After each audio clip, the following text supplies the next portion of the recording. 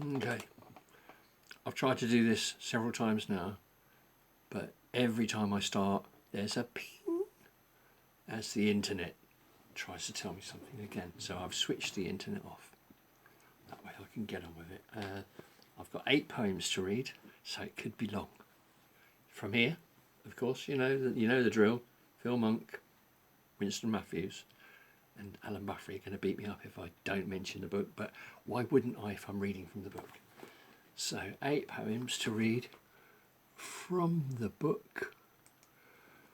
Just got to find them now. Okay, so the first one is by Alan Buffrey, who I've known for many years. It's called, hang on,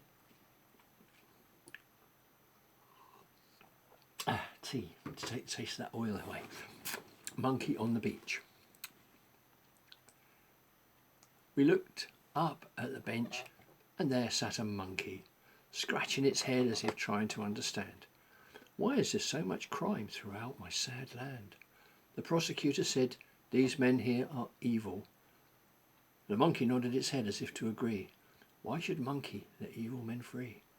The defence lawyer, he said, I concede naivety.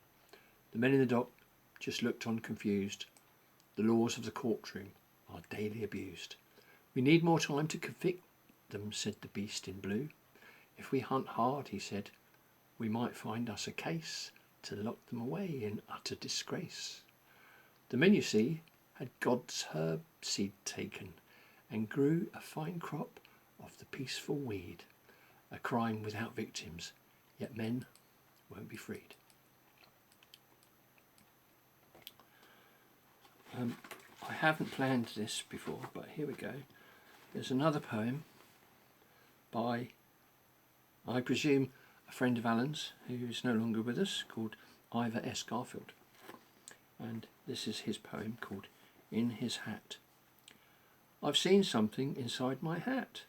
Dreams and visions assure you of that. The chap that wears me knows an awful lot. He's artistic and clever and fits that slot. Me and my pal together smoked some of the best hashes. Some awesome. We travelled the 70s, you bet your stash, to go to great places, find the best hash. Across to India we sampled delights, those beautiful people, shame for their plights. Yet there we found more hashish to smoke, met great people and shared a toke. It's a most pleasurable hat, comfy and cosy through smoking all that. And when he sleeps, I feel secure. My body who wears me makes me sure. Yes, I can honestly say it's been a pleasure to have been part of all this leisure. I was meant to sit on my buddy's head, but I always wondered why his eyes were red. God bless him now, wherever he is. I miss him so. He was the biz. A connoisseur, that's definitely right. The people still say that's hats out of sight. Then we come to Melissa Dordaughter's poem called Lowestoft. There's no excuse for going to Lowestoft. It's at the end of the line. But if you will tell me your reason for going, then I will tell you mine. My mother lived there long ago, and then one day she died. I gave her ashes to the northern sea and cried and cried and cried. Now I know I must return there to the gates of hell, to walk through the cement and cemeteries and smell the birds I smell. Oh, this tiny town grown to such a twisted shape, where all the men are monkeys and the best of them an ape. They know the danger in the air, the peril of walking street at night, of vicious beclawed children who love to maim and fight, of the strange artists that live underground in single darkened rooms, waiting to relieve their karma and singing haunting tunes. Beware the friendly stranger who smiling will take your hand and introduce you to the paedophile that drives the ice cream van. Ah, but there is a tender beauty in that bruised and silent place. The beauty of the abandoned, the long-forgotten space, and like the concrete wall that barricades the houses against the sea, I try to deny the peace of this town that resides inside of me. Oh, but to see that ocean dawn, the town of the absolute east, where the angels come to play hide and seek with the beast. The next poem is by Ariadne Snail, and it's called The Wedding Guests. The oldest woman here wears a crown of hawthorn berries and vines twisted round. The knot in her hands, like the roots of trees, help her to count all her laughters and griefs. The gap in her teeth and the light in her eyes show me her way is authentic and wise, and together we brush and comb the greying hair of her companion, the green man, who waits for her where, by the light of the moon and the call of the owl, he stands watch through triumph and trial. And then a poem by Steve Cook. HMP Cadiz. Life is the high mountain in the stream that comes like a river and into my dream. Looks like I can't see it now, seems like I can't hear cities drawing near. Long in one mountain, high in the scream, that comes like a river and into my dream. Colours turning red in the eyes of my head as I wake and rise from my bed. And then Winston Matthews, I mustn't forget him, he will punch me in the face. It's called Human Rights and Human Wrongs. I'm locked away in my cell again, listening to nothing, just the boring rain. They're allowed to take everything that I own, but not my dreams, as they are mine alone. I lay awake and I think how it used to be. Will it ever change? Then I regain some sanity. I've been incarcerated for herb growing. Now they've stolen my liberty. Then, with a slight yawn, I fall asleep and dream that I'm not locked away anymore. Dreaming of being wealthy, not healthy, not wealthy. And in those dreams I soar. Then I wake up with the noise of those heartless keys opening that selfish door. How it hurts to open your eyes, find you're only dreaming. You wake and stare around and you feel like screaming, yet the time goes slowly but surely by. Then you can do is dream. Yes, dream and cry. And the next poem is by Sara Dugan, also known as Sara Sativa. To have the eyes and minds of reason is the name. To have the eyes and mind of reason when all around is attacking, misrepresenting, twisting and fearful, it's the easiest place to be, cuts through the drama, cuts through the pain. The eyes and mind of reason doesn't have to jump on and off any bandwagons.